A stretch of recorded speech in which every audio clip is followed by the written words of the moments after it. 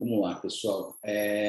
Hoje é a terceira aula, então, a terceira aula sobre a santidade no projeto Ser Metodista Livre, né? Nós estamos nesse projeto de entender um pouco da nossa identidade, e dentro dessa identidade do Ser Metodista Livre, né, com um material feito pela Episcopisa Linda, lá nos Estados Unidos, a gente traduziu esse material, a gente está colocando aqui numa forma um pouco mais tupiniquim, né, a teologia da Metodista Livre, a doutrina, que a gente vai falar sobre 5 pontos básicos da doutrina Metodista Livre, né? E a primeira delas é a santidade.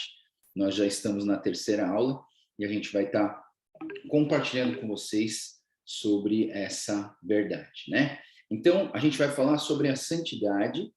A gente primeiro trouxe um parâmetro geral sobre a santidade na primeira aula, o texto da Episcopisa Linda. Depois, esse texto é destrinchado e a gente vê por partes. Na semana passada, semana passada nós vimos a segunda parte, que seria a segunda aula, que seria a primeira parte do que é santidade, né? E hoje nós vamos ver a segunda parte do que é santidade, mas é a nossa terceira aula, tá bom?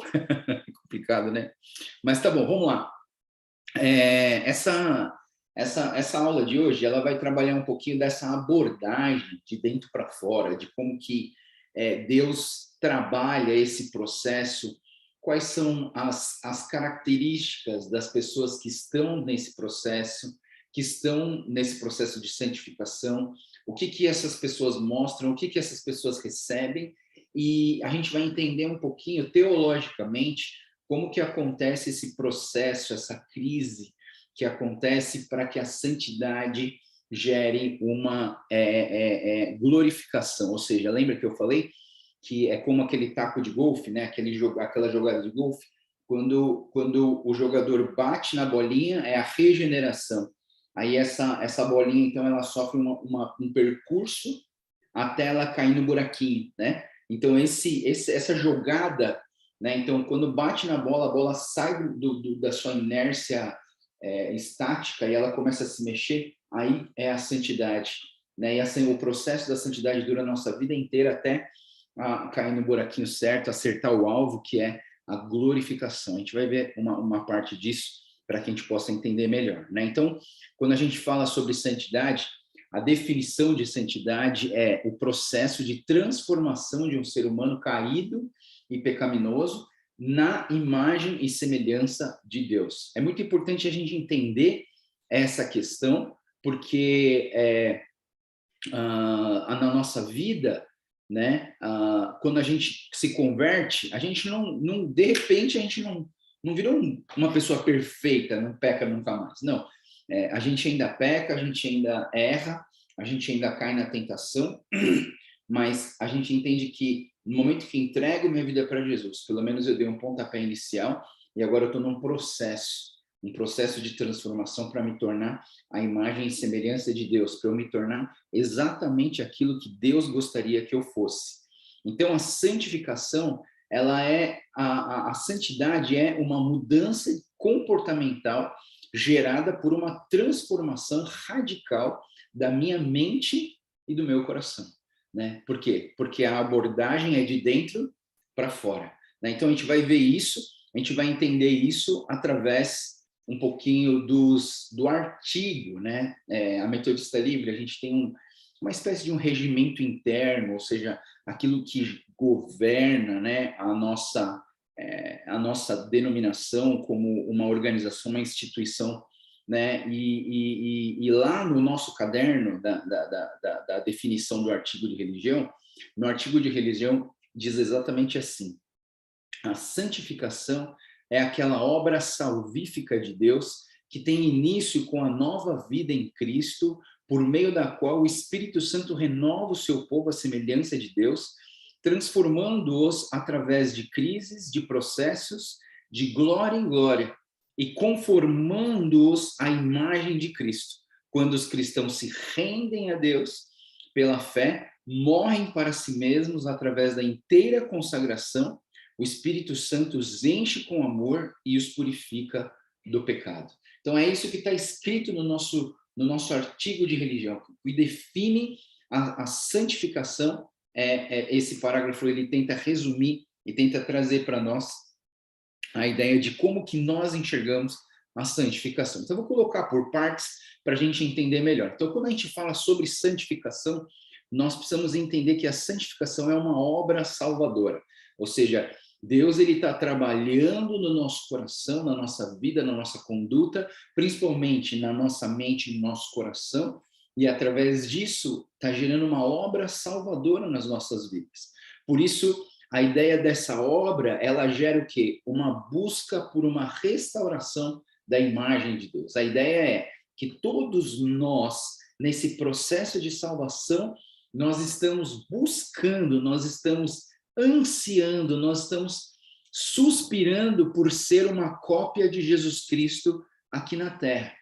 E como que acontece isso? Né? Acontece isso através de um processo que inclui crises e processos, ou seja, esse caminhar, ele começa com essa crise, a gente vai falar sobre isso hoje, ela começa sobre essa crise, mas também existe um processo de transformação, né? Quando você, por exemplo, vê uma camisa dessa, como que essa camisa chegou a ser uma camisa? Entendeu? Quantos processos não ocorreram para que essa camisa se tornasse uma camisa, entende?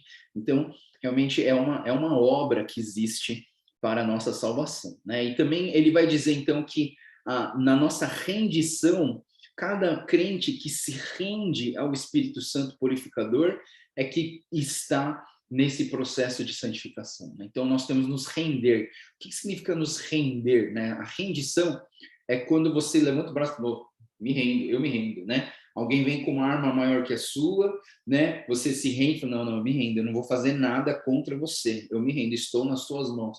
É dessa maneira que Deus quer que nós estejamos, né? Que nós nos temos uma rendição, nós nos rendamos a Deus e ao Espírito Santo, porque o Espírito Santo vai purificar as nossas vidas, né? E essa santificação, né? Como diz o nosso livro de disciplina, essa santificação, ela está baseada não numa filosofia vã, mas ela está baseada nos dois grandes. Quem são os dois grandes da Bíblia, né? O grande mandamento e a grande comissão. São os dois grandes. O grande mandamento, que é amar a Deus sobre todas as coisas, amar a Deus de todo o seu coração, de todo o seu entendimento, de toda a sua razão, com toda a sua força, todo o seu entendimento. E amar ao próximo como a si mesmo. Esse aqui são o primeiro grande. O primeiro grande é o grande mandamento. O segundo grande é a grande comissão, né? A grande comissão é ide por todo mundo e pregai o evangelho da paz, da salvação aos outros e fazer discípulos. Não é só pregar o evangelho, não é só fazer as pessoas levantarem a mão, mas sim é fazer discípulos, fazer cópias de Jesus. A busca por uma restauração da imagem de Deus. Então, dentro desse complexo de salvação, nós temos que incluir a ideia que existem dois grandes da santificação. O grande mandamento, amar a Deus e amar o próximo, e o grande comissão, ide por todo mundo, pregar o evangelho e fazer discípulos. Então, quando a Bíblia ela inicia o processo de salvação, nós nos tornamos santos. Mas a pergunta é, será que nós somos santos mesmo, né? Será que nós somos santos? Eu posso chamar o Santo Joel, né? O Santo Daniel, o Santo... Será que a gente pode chamar de santo, né? E a palavra santo, biblicamente falando, o santo é o termo bíblico para aqueles que estão no processo de santificação. A gente vai ver isso um pouco daqui a pouco também, mas a ideia é essa, que quando nós somos santos, porque o santo é o termo bíblico para quem está no processo da santificação. Se você está no processo da santificação, aos olhos de Deus, você já é santo. Por quê? Porque Deus, ele olha as pessoas regeneradas como santos, né? Aqueles que passaram pelo processo da regeneração, que a gente vai ver que esse processo da regeneração é um momento de crise, onde a gente vai ter encontros com Deus, e aliás, o primeiro encontro marcante da verdade de Deus com a nossa verdade da nossa vida, traz uma crise, e se você entrega a sua vida para Jesus, você então começa uma nova vida regenerada e você, aos olhos de Deus, é chamado de santo, né? Então, quando a gente fala santo, santo, na verdade, é aquele que tem convicção da sua pecaminosidade. O santo, ele pode até pecar, mas ele sabe que ele é pecador e que ele não merece nada e que é só a graça de Deus que faz com que ele seja, a graça e a misericórdia de Deus que faz com que ele esteja nesse processo de salvação, né? A santificação é o processo de salvação nas nossas vidas, né? E o santo, né, ele tem uma experiência de arrependimento do seu pecado, né? A primeira vez que nós nos confrontamos com a verdade de Deus, nós somos confrontados com a verdade e a verdade nos quebra. E esse quebrar, esse quebrantamento gera uma experiência de arrependimento do nosso pecado, né? Então nós nos rendemos, né? Você se rende à obra redentora de Deus. Eu me rendo à obra de redenção. O que é a redenção? A redenção é a restauração de tudo, é a restauração daquilo que estava caído em mim, é a restauração da minha pecaminosidade em algo santo, lindo, puro diante do Senhor. Mas é uma obra, ainda não está pronto, é uma obra. Então nós estamos nessa obra redentora de Deus. Então você é santo também quando a sua conduta está sendo transformada. Veja bem, você não é uma pessoa perfeita, mas a sua conduta está sendo transformada, ou seja, não é só uma questão estática de eu sou o santo, acabou o ponto final, não. É um gerúndio, entendeu? Nós estamos num processo, nós estamos caminhando para uma obra transformadora, para sermos totalmente transformados pelo poder de Deus, tá? Então, quando a gente fala santos, eu acho que a gente poderia trazer uma semelhança muito grande entre santo e salvo, né? Então, eu gosto dessa frase aqui, né? Os santos aos olhos de Deus são pessoas que reconheceram seu pecado, se arrependeram, estão no projeto de ser aperfeiçoados em busca da perfeição. Em outras palavras, podemos chamar esses santos de salvos, né? Então, essa salvação, ela vem com esse processo de santificação, né? Mas a questão e a aula de hoje vai trazer um pouco dessa questão de como identificar um santo, como identificar um salvo, como que eu posso identificar eles, né? E aí eu entendo que os santos e as pessoas que estão no processo da santificação, ou as pessoas que estão no processo de salvação, elas precisam apresentar duas coisas: os frutos do Espírito, ou o fruto do Espírito, e os dons do Espírito, né? E a gente vai olhar esses textos, a gente vai dar uma pensada na ideia de como que nós podemos entender essa dinâmica de que o fruto do Espírito e os dons do Espírito são manifestados naqueles que estão no processo da santificação, né? Então, eu vou dizer o seguinte, que conforme experimentado no livro de Atos e ensinado em todo o Novo Testamento, o Espírito de Deus foi derramado para que os crentes pudessem experimentar a sua presença sobrenatural. Os crentes cheios do Espírito recebem poder para adoração, para testemunho, para proclamação, para oração e serviço. E às vezes acompanhados de milagres. Tanto o fruto do Espírito quanto os dons do Espírito são dados para manifestar a glória de Deus. Então, esses milagres, né, toda essa manifestação de Deus, não é algo que para que você fique mais poderoso, não é para que você tenha títulos, não é para que você seja melhor do que os outros, mas é para manifestar a glória de Deus. Então, vamos começar falando sobre o fruto do Espírito, né? Os frutos do Espírito, né? Mas, na verdade, a palavra de Deus, quando você lê Gálatas, ele não diz frutos, Mas olha só, Gálatas 5, 22 e 23 assim, mas o fruto do Espírito é amor, alegria, paz, paciência, amabilidade, bondade, fidelidade, mansidão, domínio próprio. Contra essas coisas não há lei. Né? Então, assim, a primeira coisa que eu queria trabalhar com esse texto de vocês é que existe uma possibilidade da gente entender esse versículo da seguinte maneira. O fruto do Espírito é o amor. Ponto final. Ponto final.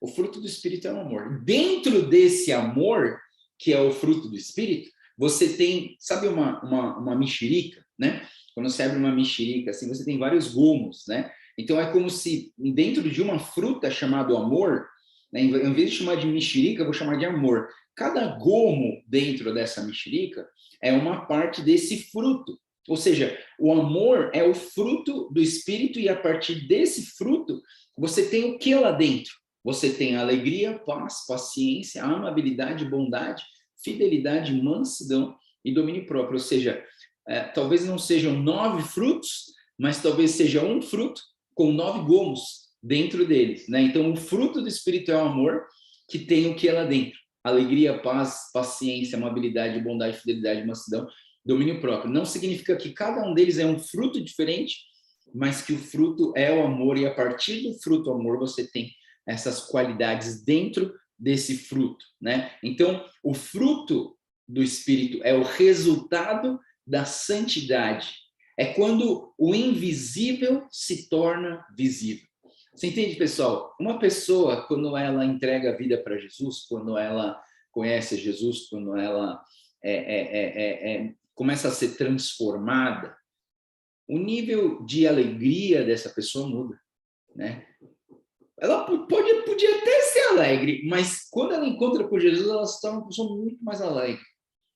Eu experimentei isso, né? Eu nunca fui uma pessoa triste, mas assim, quando eu encontrei Jesus, assim, eu parecia um doido de alegria, sabe? Eu nunca vou me esquecer, né? Eu entreguei minha vida para Jesus numa EBF de julho, e aí no final do ano já teve um acampamento de crianças, e aí eu lembro que eu fui ajudar, e foi um negócio incrível, porque as pessoas falavam assim, Joel, da onde vem tanta alegria?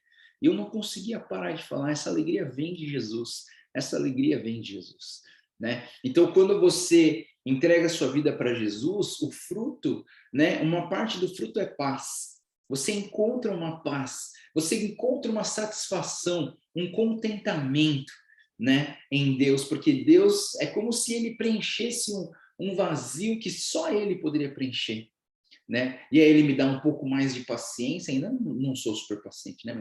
Mas ele me deu mais paciência do que antes, mais amabilidade, mais carinho pelas pessoas, mais bondade em fazer solidariedade para as pessoas, mais fidelidade em ser fiel às verdades, às convicções. Muitas coisas mudaram em relação à fidelidade, a mansidão, que seria assim ter esse coração manso, ao invés de querer brigar, de querer trazer paz para as pessoas, e o domínio próprio, né? Claro que se você olhar para todas essas coisas assim, para quem me conhece sabe que eu não sou perfeito, e eu não vou ser perfeito aqui na Terra, eu busco a perfeição, mas eu não sou perfeito, espero que eu esteja melhorando a cada tempo. A ideia é essa, né? Então, o fruto é um resultado da santidade, é quando o invisível se torna visível. E qual é essa liberdade, sabe? Esse fruto, né? Essa expressão visível, sabe? Eu vou dar 2 exemplos para vocês, né? Um negativo e um positivo, mas é interessante, né? Quando você, na sua vida cristã, você tem vontade de fazer algo que aos olhos de Deus não está muito bom, não está muito certo, e você tem o ato de dizer não quando tem vontade de fazer algo que não deveria. Às vezes eu tenho vontade de fazer algo que eu não deveria, mas eu tenho o poder de dizer não quero, né? Não quero. Então isso é transformar o invisível em visível. E da mesma forma, na parte positiva, né, se vou dizer assim, dizer sim diante de algo que a vontade não quer fazer, mas é necessário, né? Dizer sim diante de algo que a vontade não quer fazer, mas que é necessário. Ou seja, sabe, quando eu era menor, a minha mãe falava assim, Joel, vai colocar o lixo para fora. E tem coisa mais nojenta do que você catar todos os lixos do banheiro, todos os lixos da cozinha, né? aqueles restos de comida da pia, e aí aquela coisa nojenta, jogar no saco e amarrar, e ter que carregar tudo aquilo, levar lá para fora, sabe? Assim, de uma certa maneira, minha mãe falava assim, Joel, ela fazia uma pergunta, né? Bem amorosa, ela falou assim, Joel, você quer levar o lixo lá fora? Eu falava, não. Mas eu vou. Ou seja, eu não quero, mas eu vou porque isso é certo. Você entende, pessoal? Eu acho que tem momentos na nossa vida que a gente não quer ir na igreja. Eu não quero ir lá, tá chato. Ai, meu Deus, tem que achar lugar para estacionar. Ai, meu Deus, tem que acordar cedo, tem que me arrumar. Aí tem que esperar o marido chegar, a esposa. Aí tem que, depois chegar lá, não tem lugar para sentar. Aí eu tenho que ficar vendo onde que eu vou sentar. Eu queria sentar bem longe do pastor, porque ele é chato, não sei. Mas sabe, pessoal, Deus quer que você venha e às vezes o nosso corpo, a nossa mente, a nossa preguiça fala, não vai, assiste online, né? Não vai, não participa. Mas aí o seu espírito, né? E o fruto do espírito manifesta em você e esse fruto desvai. E aí você transforma o invisível em invisível e você fala, não, mesmo que seja difícil, eu vou lá, né? Então, o desafio diante de nós é viver em santidade interior que produza frutos espirituais que possam ser vistos exteriormente. Você entende? O desafio diante de nós é viver em santidade interior e que produza frutos espirituais que possam ser vistos exteriormente. Os frutos, eles se manifestam, né? Você já viu alguma árvore dar fruto para dentro do tronco? Não. O fruto ele dá para fora. O fruto todo mundo vê lá fora, né? Então é isso, né? A segunda coisa que a gente vai ver hoje é sobre os dons do Espírito, né? 1 Coríntios capítulo 12, versículos 7 a 11 diz assim: a cada um, porém, é dada a manifestação do Espírito visando o bem comum. Pelo Espírito, a um é dado a palavra de sabedoria, a outro é dada a palavra de conhecimento, pelo mesmo Espírito a outro a fé, pelo mesmo Espírito a outro dons de cura, pelo único Espírito a outro poder para operar milagres, a outro profecia, a outro discernimento dos Espíritos, a outro variedade de línguas, e ainda a outro interpretação de línguas. Todas essas coisas, porém, são realizadas pelo mesmo e único Espírito, e ele as distribui individualmente a cada um, conforme ele quer. Então, esse texto de Paulo aos Coríntios está dizendo aqui que esses dons são dados através do Espírito Santo, quando uma pessoa entra no processo de santificação, no processo de salvação, e dentro desse processo manifesta os dons, né? É dada a manifestação do Espírito visando o bem comum, ou seja, cada pessoa experimenta esses dons de Deus. Pode ser um ou pode ser vários, mas Deus distribui dons para aqueles que estão em santidade. Pastor, mas eu não sei que dom que eu tenho. Não, você vai descobrir o dom na comunidade. Se você ficar trancado em casa, sem se relacionar com ninguém, sem conversar com ninguém, sem participar de nada da igreja, você não vai descobrir o seu dom. Porque o seu dom, você não descobre no espelho. Você não chega no espelho e fala assim, você tem o dom da fé. Você tem o dom da fé. Você tem o dom... Não, não é assim que funciona. Você entra na comunidade, você vive a comunidade e a comunidade faz com que você possa... os outros vão ver que dons que você tem. É como fruto, né? Eu não sei que eu estou frutificando, mas os outros estão vendo que eu estou frutificando. Os dons é mais ou menos isso. Eu não sei quais dons que eu tenho, mas as pessoas ao meu redor olham para mim e falam assim, você tem o dom da pregação, pastor Joel, né? Você tem o dom da pregação, você tem o dom do palhaço, né? Porque eu gosto de fazer as pessoas rirem. Assim, você tem o dom carismático, né? De conversar com as pessoas, de mostrar um pouco de carinho para as pessoas. Você tem o dom de acolher, de motivar. Assim, são as pessoas que falam, não é eu que falo. Eu não posso chegar e falar assim, eu tenho o dom da pregação, senta que eu vou pregar. Não, eu acho que é um dom, eu acho que Deus dá e é manifestado e as pessoas que experimentam. Então, quando a gente fala sobre os dons, nós precisamos entender algumas coisas. Depois da regeneração, nós entramos no processo de santificação e nesse processo Deus nos dá dons, Deus dá dons para todos os crentes. Não existe crente sem dons ou sem dom, pode, de repente você só tem um, né? Muito improvável que você tenha só um, né? Deus dá vários dons para as pessoas. Não existe crente sem dons e nem que seja apenas um a pessoa tem. Os dons têm a finalidade de aperfeiçoar e amadurecer os crentes da igreja de Cristo, né? Então, a finalidade dos dons não é para você ficar famoso, não é para você ficar rico, não é para você ficar ganhar títulos, não. Olha só o que diz Efésios capítulo 4, 12 e 13. Os dons, eles servem para quê? Eles têm o fim de preparar os santos para a obra do ministério, para que o corpo de Cristo seja edificado, até que todos alcancemos a unidade da fé, do conhecimento do Filho de Deus e cheguemos à maturidade, atingindo a medida da plenitude de Cristo. Então é isso que Deus quer de nós. É isso que Deus quer dos dons que Ele dá nas nossas vidas. O dom nunca é para benefício próprio.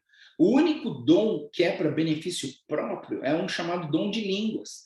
E a gente vai ver um pouquinho isso daqui a pouco, né? Mas assim, vamos lá para aquela lista, né? Existem várias listas, vou mostrar para vocês, mas vamos para essa lista de 1 Coríntios, capítulo 12, 7 a 11. Ele dá aqui uma lista. Primeira da lista que ele coloca aqui é o dom da palavra de sabedoria, né? E essa palavra de sabedoria não é o quanto que você sabe de Bíblia, mas é uma sabedoria, uma esperteza, uma inteligência de você, sabe, um jogo de cintura, de você se virar no momento da dificuldade. Paulo, em Atos capítulo 17, ele estava em Atenas, e lá em Atenas ele entrou num lugar onde estava cheio de ídolos, um monte de estátua de ídolos, muitos ídolos. E aí as pessoas lá de Atenas começaram a perguntar, o que você está achando dos nossos deuses, né? E Paulo falou assim, nossa, eu vejo que vocês são muito religiosos, muito dedicados. Olha que interessante, ao invés de Paulo olhar para aquilo que separa, ao invés de Paulo olhar para aquilo que afasta e a verdade dele dos outros, não. Ele elogiou a religiosidade e a dedicação dessas pessoas de Atenas. Olha que interessante, pessoal. É muito interessante isso. Paulo, ele prefere perder uma briga e ganhar as pessoas, você entende?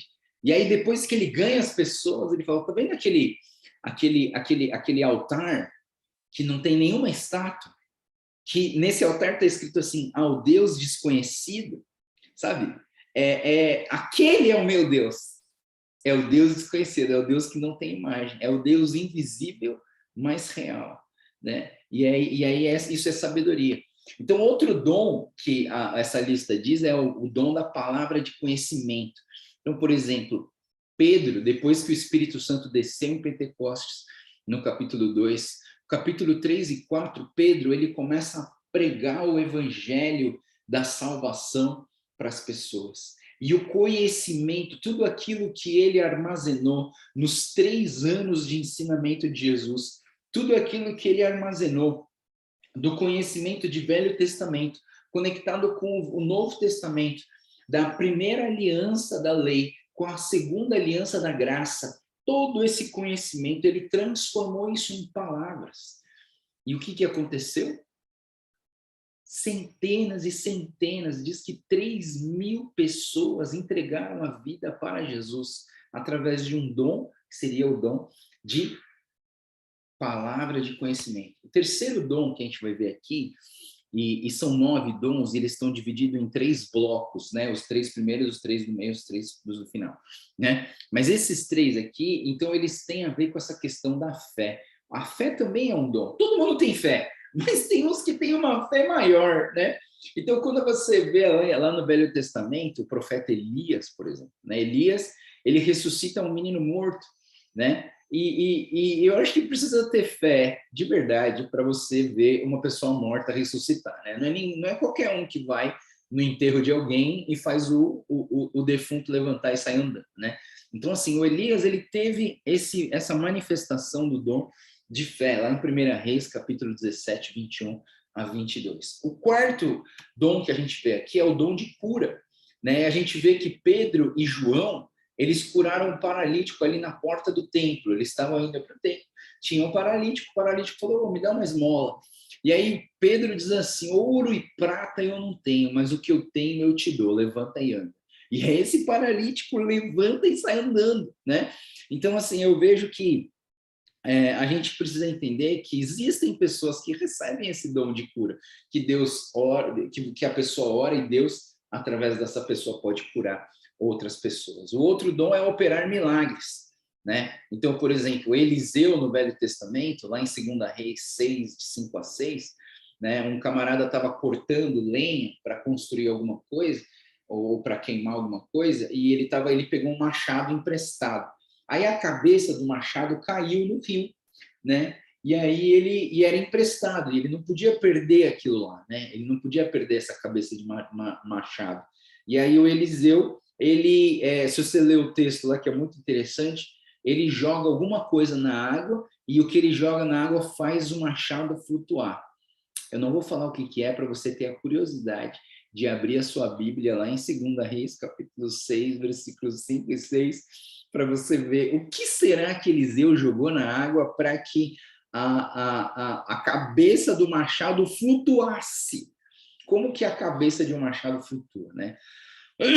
Vai lá e vê. O outro milagre, então, o sexto milagre, é o milagre da profecia, né? A gente vê que Ananias era um profeta que recebeu uma palavra profética de Deus para que ele fosse lá no dia que Paulo teve a sua crise, para que Paulo teve a sua conversão, né? O Deus chamou Ananias, vai lá e ora pelo Paulo. E o Paulo era um matador de cristãos, né? Então Ananias falou, não, Deus, faz isso comigo não. Não vai que eu quero que esse camarada seja um instrumento que vai sofrer muito, mas que vai levar o evangelho para muitas pessoas, né? E o Ananias obedece e vai lá levar essa palavra profética para o Paulo, né? Então, Atos capítulo 9, 15 a 17, você vê as palavras proféticas de Ananias. Depois você tem o sétimo, o sétimo seria o discernimento dos espíritos, né? Tem um momento onde Paulo e Silas eles estão caminhando e visitando as cidades e evangelizando, levando o reino e a palavra de Deus. E lá em Atos 16 a 18, tem uma mulher adivinhadora. E essa mulher começa a perseguir Paulo e Timóteo, Paulo e Silas, né? É muito interessante que Paulo entende que esse espírito que está nela não é um espírito de Deus, é um espírito do diabo. E ele vai lá e expulsa esse demônio do coração dessa mulher, né? Depois dá uma confusão, porque daí essa mulher é uma escrava, ela tinha dono, e os caras ganhavam dinheiro com ela por causa da adivinhação, e aí Paulo e Silas apanham. É complicado, mas assim, não são todas as pessoas, mas existem pessoas que têm o discernimento dos espíritos, quando elas olham e sabem quando aquilo é espírito imundo ou se é espírito de Deus. Algumas pessoas têm esse discernimento dos espíritos. O oitavo dom aqui nessa lista é a variedade de línguas, né? E essa variedade de línguas pode se manifestar de duas maneiras. Uma delas línguas reais, né? Falar inglês, japonês, francês, italiano, né? Que são manifestações de línguas que já existem. Mas existe também uma palavra em grego chamada glossolalia. E a glossolalia, na verdade, não é uma língua decifrável ou legível para a humanidade, porque é chamado de línguas estranhas.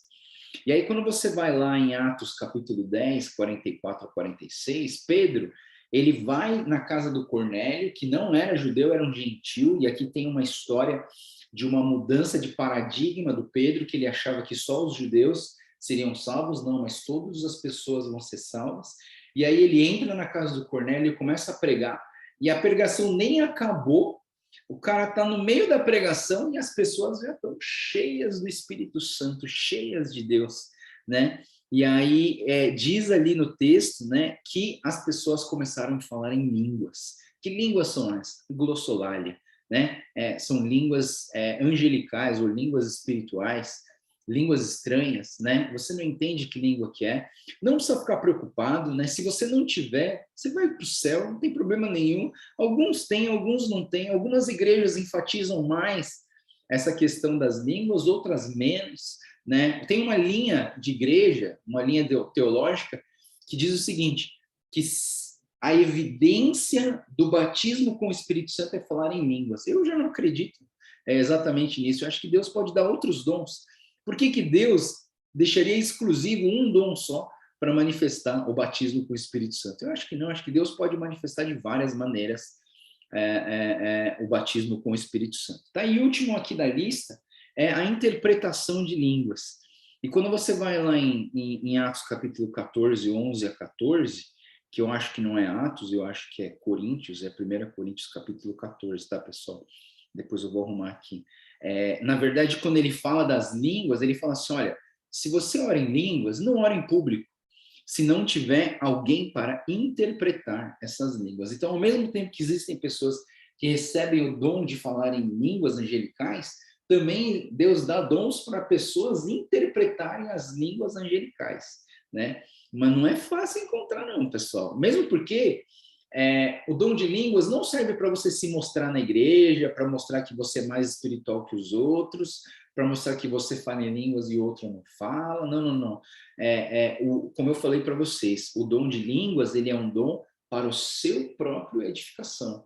Eu oro em línguas, mas eu oro em línguas na minha casa, fechada, no meu quarto. Não preciso mostrar para ninguém que eu oro em línguas, mas eu oro em línguas, né, para minha edificação. Eu nunca vou orar em lugar aberto em línguas se não tiver alguém para interpretar. Mas esses são a lista de dons, né, pessoal? Mas do 1 Coríntios 12. Mas, na verdade, quando a gente fala de dons espirituais, Paulo, ele oferece 5 listas de dons. Então, você tem Romanos capítulo 6, você tem 1 Coríntios 12, 8 a 10, 1 Coríntios 12, 28, tem uma outra lista de dons, 1 Coríntios 14 tem uma outra lista de dons, e Efésios capítulo 4, versículo 11 a 13, você tem o que a gente chama de dons ministeriais, que é o apóstolo, profeta, evangelista, pastor e mestre. Cinco dons ministeriais, né? Eu aprendi com a minha tia que esses dons são dados pelo Jesus ressurreto, né? Jesus ressurreto, ele traz esses dons ministeriais para a edificação da igreja, né? Então, assim, esses dons ministeriais, eles funcionam no que a gente chama de igreja, no funcionamento da igreja de cada um, tá? A gente vai passar para uma nova parte agora, que a gente vai entender as crises e os processos da santificação. E aqui a gente vai ler um texto, o texto da mulher samaritana. O texto da mulher samaritana, Jesus ele foi até o poço e ficou esperando. Uma mulher apareceu e Jesus pediu água para ela. Daí ela falou assim, como que você vai tirar água se você não tem como tirar água? Aí Jesus lhe respondeu, se você conhecesse o dom de Deus e quem ele está pedindo água, você lhe teria pedido e ele lhe teria dado água viva. Disse a mulher, Senhor, o Senhor não tem como tirar a água do poço, o poço é fundo, aonde pode conseguir essa água viva? Acaso o Senhor é maior que o nosso pai Jacó, que nos deu o poço, do qual ele mesmo bebeu, bem como seus filhos e seu gado? Versículo 13. Jesus respondeu, quem beber dessa água aí que você está bebendo, né, vai ter sede outra vez, mas quem beber da água que eu lhe der, nunca mais terá sede. Pelo contrário, a água que eu lhe der se tornará nele uma fonte de água a jorrar para a vida eterna. A mulher disse, Senhor, me dê dessa água para que eu não tenha mais sede, nem precise mais voltar aqui para tirar água. Muito bem. Então, essa mulher aqui, ela está tendo um encontro com Jesus. E aqui nessa conversa, é importante que você entenda isso, né? Está tendo um choque de verdades. Essa mulher tinha uma verdade, ela estava esperando o Messias, ela tinha uma vida pecaminosa, né? Ela vivia com vergonha, porque essa mulher ia buscar um meio-dia no deserto, água no poço, para que ninguém visse ela. Ela não queria se confrontar com as pessoas. E você tem aqui um choque de verdade, porque essa mulher tinha uma verdade. E Jesus trouxe uma nova verdade. Jesus fala assim, se você soubesse quem está pedindo água, você teria pedido água e ele teria te dado água viva. Uma água que nunca mais você terá sede. Você entende que Jesus está trazendo uma nova realidade? Uma nova verdade. E quando a verdade de Deus entra em contato com a nossa verdade, existe um choque, existe uma crise. E aí é isso que eu quero que vocês entendam, que existem crises. E essa crise que é o choque de Deus nas nossas vidas, eu digo para vocês que na nossa vida nós vamos ter vários choques, várias crises. A gente vai ter crise no entendimento da nossa salvação, nós vamos ter crise na nossa vida de santidade, nós vamos ter crise no nosso casamento, nós vamos ter crise no nosso emprego, nós vamos ter crise no trabalho, nós vamos ter várias crises. E essas crises que a gente está falando, dentro do processo de santidade, são crises da verdade de Deus quando ela entra em choque com as nossas verdades. A santidade, ela começa na regeneração, onde uma crise, um choque acontece através dessa verdade de Deus nas nossas vidas. Então, Moisés, quando ele teve aquela experiência da sarça ardente, Moisés teve um choque com Deus. Moisés, ele estava fugindo, ele estava escondido, as pessoas queriam matar ele, mas o Moisés, então, ele tem um encontro com Deus na sarça ardente, e ali a verdade de Deus entra em choque com a verdade dele, e ele, então, sofre uma regeneração. A gente tem, por exemplo, Isaías, quando você abre Isaías 6, Isaías, ele se achava uma pessoa de lábios impuros, né? E ele achava um pecador. Puxa, como que eu posso ter um encontro com Deus? Impossível ter um encontro com Deus. Mas não, Deus vem ao encontro dele e ele vê como que uma brasa viva vindo da parte de Deus, e aquela brasa encosta na boca dele, mas aquela brasa não queima, mas aquela brasa purifica a vida do Isaías, quando você lê Isaías 6. Zaqueu, por exemplo, Zaqueu, aquele camarada baixinho, chefe dos publicanos, que quis ver Jesus e subiu numa árvore. Zaqueu ficou lá e Jesus falou assim, Zaqueu, desce aí, eu quero ir na sua casa hoje. E aí o Zaqueu desce depressa, né? E lá dentro da casa de Zaqueu, junto com Jesus, Zaqueu, ele tem uma crise. E a gente não vê exatamente a crise, porque a gente não sabe o que Jesus falou, a gente não sabe qual foi o teor, o conteúdo da conversa de Jesus com Zaqueu, mas a gente sabe do resultado, na verdade. Houve uma crise na vida do Zaqueu. O Zaqueu, ele simplesmente levantou do lugar e falou assim, olha, eu quero dar metade do que eu tenho aos pobres, e se eu roubei alguém, eu quero devolver 4 vezes mais. Né? Ou seja, Jesus disse assim, hoje entrou a salvação nessa casa. Então é importante a gente entender essa crise. Paulo também teve essa crise. Quando Paulo estava indo buscar mais cristãos, prender mais cristãos, né? Paulo vai ali no caminho de Damasco, e aí ele cai do cavalo, acho que, aliás, eu nem sei se ele cai do cavalo, mas ele cai no chão porque o próprio Jesus se manifesta na frente dele, e essa manifestação de Jesus na frente de Jesus faz com que Paulo abra os seus olhos, ou seja, a verdade de Deus vem de encontro com a verdade de Paulo, e Paulo, então, ele sofre uma regeneração, uma transformação, né? Então, esses 4 casos que eu trouxe para vocês entenderem como que essas crises, a primeira crise da salvação, é a primeira crise que faz você entrar no processo da santificação. Então, é muito importante você entender essas crises. Mas teve crises que não deram certo, né? Eu não sei se você vai lembrar, mas eu vou mostrar para vocês uma crise que não deu certo. Teve uma crise que não deu certo, não deu resultado, né? Foi quando Jesus encontrou com o jovem rico. O jovem rico veio até Jesus e falou, ô mestre, como que eu faço, né, para ter a vida eterna, né? E Jesus, ele falou assim, não, é fácil, meu filho, você faz o seguinte, segue os mandamentos.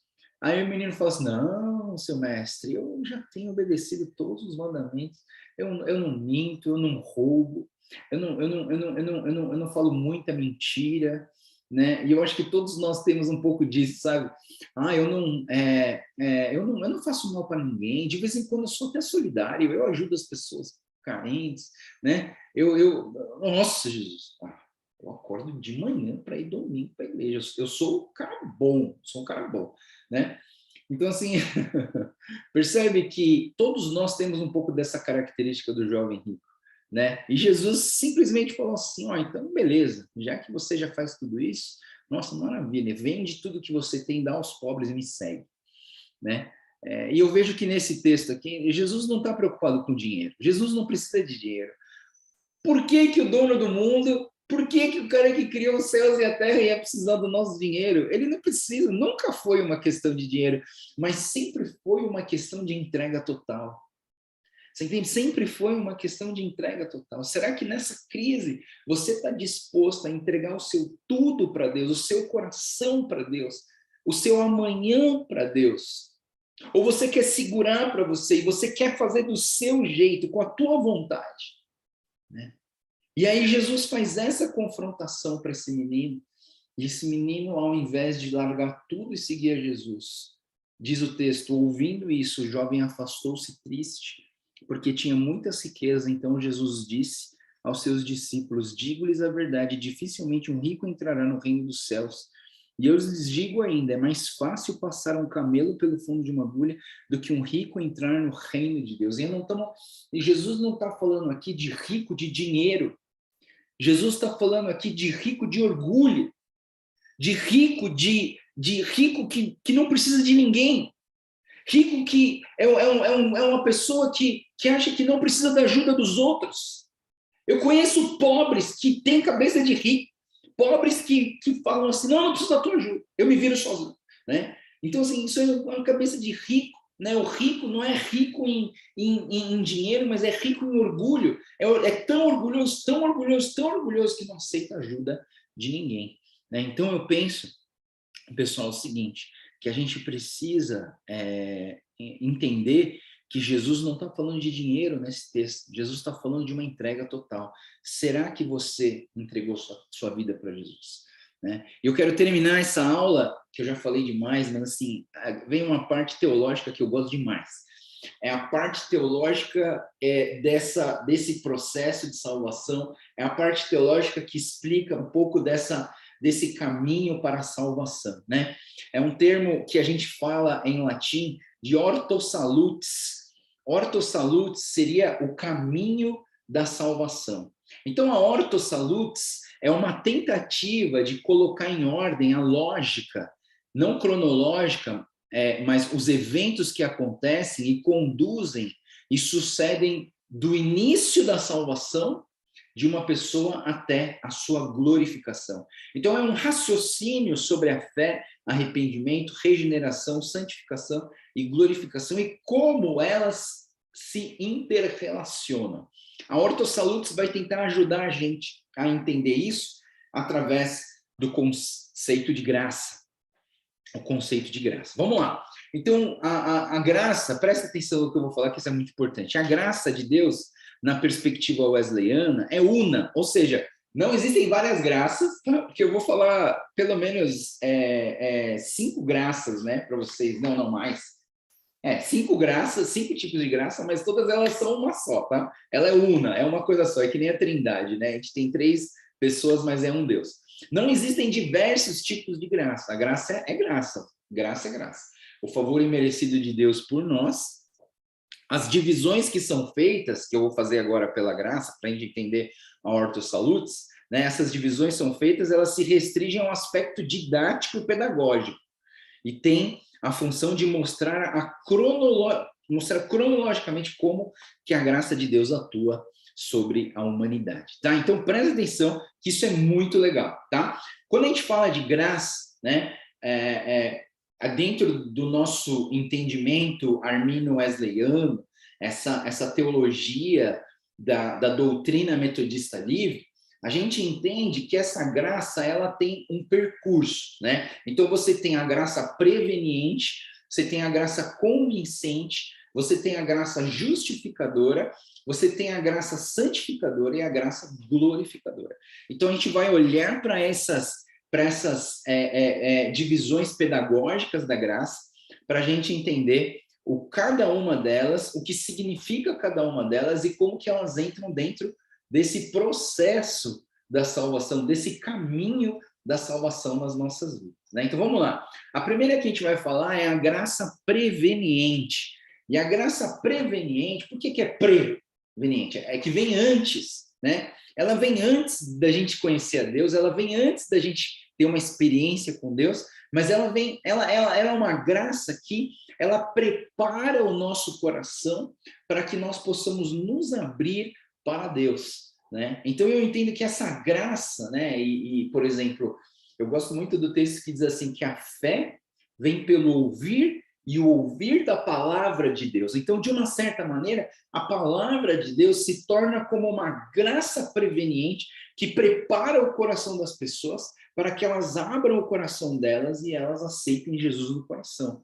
Então, assim, talvez a questão seja assim, como que alguém que não conhece a Deus, inimigo de Deus, não tem noção de quem Deus é para ela tem essa capacidade de abrir o coração para Deus e entregar a vida para Jesus, é a graça preveniente, né? Isso em outra teologia, no calvinismo, é chamado de graça comum, né? É algo que todos nós temos, né? Que é algo que Deus derrama sobre nós, e é algo que Deus derrama sobre nós especificamente para abrir o nosso coração para Deus. Então, essa graça é a graça que Deus nos dá para retirarmos as vendas dos nossos olhos para ver o caminho da salvação, né? Então, 2 Coríntios capítulo 3, 16 diz, mas quando alguém se converte ao Senhor, o véu é retirado, ou seja, aquilo que nos separa não nos separa mais. E isso vem antes da salvação, antes de eu levantar a mão, antes de eu fazer aquela oração que a gente repete no culto, não. É antes disso, vem a graça preveniente de Deus, tá? Então, a primeira graça é a graça preveniente. A segunda graça é a graça convincente. E a graça convincente é a ideia de que o Espírito Santo de Deus nos convence do pecado. Então, depois que você experimenta a graça preveniente, você tem a oportunidade de entregar sua vida para Jesus, o que acontece? A graça convincente, ela entra em ação. O Espírito Santo de Deus, ele entra no nosso coração e ele nos convence que existe pecado em nós, que existe justiça de Deus em nós, que existe o juízo que vai acontecer nas nossas vidas. E Deus nos dá essa predisposição para sermos curados. O convencimento, antes de você ser curado, de uma certa maneira, você se convence de que existe o poder de Deus para ser curado. Sempre que eu oro por alguém para ser curado, eu faço essa pergunta: você acredita que você pode ser curado? Né? A pessoa fala, acredito, então eu oro, né? Porque às vezes a pessoa fala, você acredita que você pode ser curado? Não, vou gastar minha saliva à toa, né? Para quê, né? Então eu gosto de fazer essa pergunta quando eu oro por alguém que quer ser curado, né? Então, lá em João, capítulo 16, 8 e 9, diz que quando ele vier, quem? O Espírito Santo. Quando o Espírito Santo vier, ele convencerá o mundo do pecado, da justiça e do juízo. Do pecado porque os homens não creem em mim. Então é importante entender esse convencimento do pecado. A terceira graça, então, que a gente vai ver da forma pedagógica, é a graça justificadora. E essa graça justificadora é uma libertação forense da condenação do pecado, né? Então, assim, legalmente nós estávamos escravos do pecado, né? Legalmente nós éramos escravos do pecado, mas a graça de Deus, através da regeneração, do processo de salvação, veio com uma graça justificadora, fazendo com que eu me sentisse e eu fosse verdadeiramente e espiritualmente liberto da condenação do pecado. Então, a graça justificadora faz nós nos rendermos à ação da graça. Se você não se render à ação dessa graça, ela não pode ter uma ação sobre a sua vida. Nós precisamos nos render à ação dessa graça nas nossas vidas. E aí Deus, ele regenera o nosso ser condenado. Condenação é uma coisa forense, é uma coisa legal, né? Você estava condenado à morte, mas agora você foi transformado, você nasceu de novo, você foi regenerado pelo poder de Deus. E isso torna-nos justos diante de Deus. Então, Deus, ele olha para nós e nos olha como justificados, e não como pecadores caídos, condenados à morte eterna do inferno. Não, Deus olha para nós que estamos nesse processo. Nós somos perfeitos? No sentido de perfeição infalível, impecável? Não somos. Mas nós estamos no processo. Se você está no processo, Deus já olha para você como justificado. Então, João 16, 8 a 11 ainda, ele vai dizer assim, quando ele vier, o Espírito Santo convencerá o mundo do quê? Eu já falei que ele convence do pecado, mas também ele diz assim, convence do juízo, porque o príncipe desse mundo já está condenado, ou seja, o diabo já está condenado e você está liberto por conta da libertação, da graça justificadora. Então, a quinta parte da graça é o que a gente chama de graça santificadora. A graça santificadora conduz o salvo a um processo contínuo de crescimento e maturidade. Ou seja, dentro desse processo da salvação, a graça santificadora é algo que vai fazendo com que a gente continue crescendo. E cada ano que passa, nós estamos crescendo, nós estamos amadurecendo nos caminhos do Senhor. Então, a graça santificadora é basicamente um relacionamento que nós temos com Deus para ter o nosso ser transformado ou em transformação, seria melhor a gente entender, em transformação, né? 1 Coríntios capítulo 6, versículo 11 vai dizer o quê? Mas vocês foram lavados e foram santificados e foram justificados em nome do Senhor Jesus Cristo e no Espírito do nosso Deus. Ou seja, esse Espírito Santo, ele está nos purificando, ele está nos santificando, nos justificando, ele está nos ajudando nesse processo de santificação para sermos santos diante dos olhos do Senhor,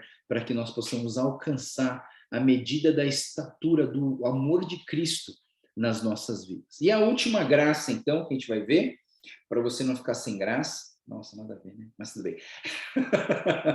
Ih, o Joel tá cheio da graça. Ah, brincadeira. Então, a graça última vai ser a graça glorificadora. O que é a graça glorificadora, né? Então, a graça glorificadora é aquilo que vai acontecer quando o processo da salvação e o processo da santificação terminarem para cada um de nós.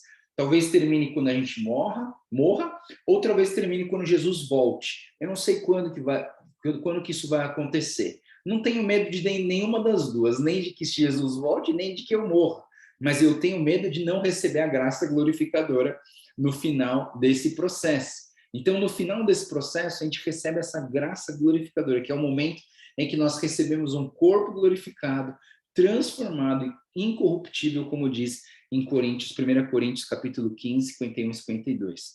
Eis que eu lhes digo um mistério, nem todos dormiremos, mas todos seremos transformados. Num momento, num abrir e fechar dos olhos, ao som da última trombeta, pois toda a trombeta soará, os mortos ressuscitarão incorruptíveis e nós seremos transformados. Então, existe uma obra glorificadora nas nossas vidas quando acabar esse processo para cada um de nós. Cada um tem o seu tempo da graça glorificadora.